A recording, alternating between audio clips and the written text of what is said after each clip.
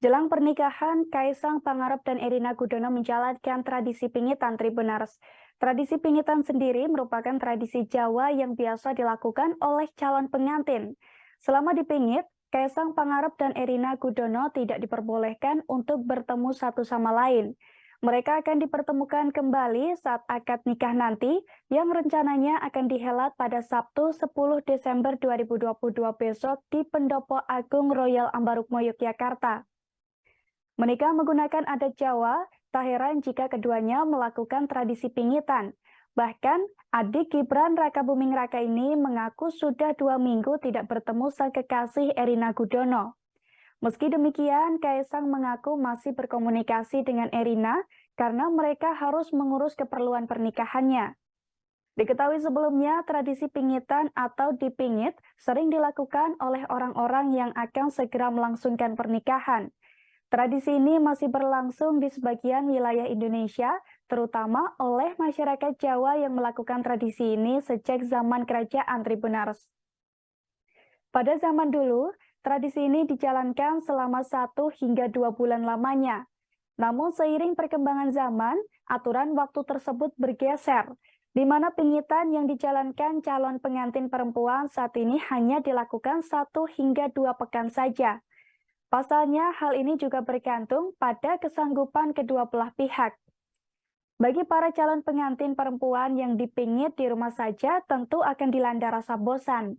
Saat menjalankan pingitan, calon pengantin perempuan dilarang bepergian keluar rumah. Calon pengantin perempuan juga dilarang menemui calon pengantin pria dalam kurun waktu tertentu sebelum resmi dipinang. Sementara itu, menurut pandangan Islam, tradisi pingitan diartikan sebagai penjagaan, agar pengantin pria menjaga perilaku dan tidak melakukan yang haram. Pingitan sendiri ternyata juga memiliki tujuan tersendiri untuk kedua mempelai Tribuners, seperti menanam rasa rindu bagi kedua calon pengantin. Konon katanya, tradisi pingitan dilakukan bagi seseorang yang segera menikah agar mereka bisa memahami apa artinya cinta. Bila kedua calon pengantin bertemu sebelum menikah, tentu saja rasa tersebut tidak terbentuk. Begitu juga sebaliknya, jika keduanya tidak bertemu, maka akan muncul rasa rindu. Keduanya pun akan semakin mendalami istilah pernikahan dan penyatuan ini ketika prosesi ijab kabul dilakukan. Tujuan lainnya, tradisi pingitan ini dilakukan untuk membangun rasa percaya satu sama lain. Apabila pasangan yang akan menikah sering menghabiskan waktu bersama, terlebih jelang pernikahan bisa menimbulkan ketidakharmonisan dan bukan hal yang baik. Oleh karena itu, sebaiknya kedua calon pengantin mencoba untuk membangun rasa percaya satu sama lain meski jarak memisahkan raga. Tradisi pingitan ini juga bisa dimanfaatkan untuk menenangkan diri serta melatih kesabaran keduanya. Sebab biasanya, kedua calon pengantin yang disibukkan dengan mengurus pernikahan bisa saja stres Tribuners.